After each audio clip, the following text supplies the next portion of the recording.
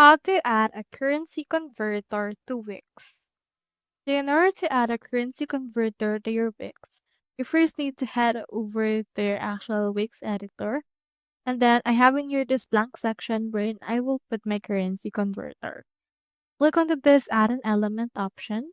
And then this will open the element section. So scroll down into this list and click onto this iframe. You can click onto this right here or you can just drag and drop it wherever you want to put it. In my case, I'll head over and then just select it and then put it wherever I want it added.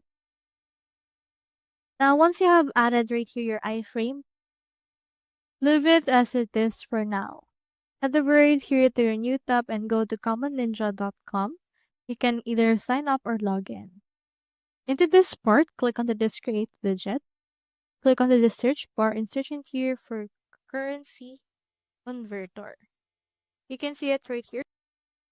Click onto this right here and then it should be able to show you the widget editor. Let's head over and then edit that using the Common Ninja's editor for this particular widget. You can see in here the currency converter. You can see the default amount as well as the decimal place. So you can change that as well as the default currency. In my case, let's head over and change default currency to Philippine peso. You can see it right here and you can add some more currencies that will be converted. For this one, let's add US dollar. Let's also add another currency. Then select into this part. Let's select in here yen. Let's also select in here Chinese currency. And then from in there, just choose in here which one you want. I'll also add in here one. And then I have in here the currencies that I want. You can change the styles for this for the advanced and basic in order to actually select or be in touch with your own website's scholar schemes.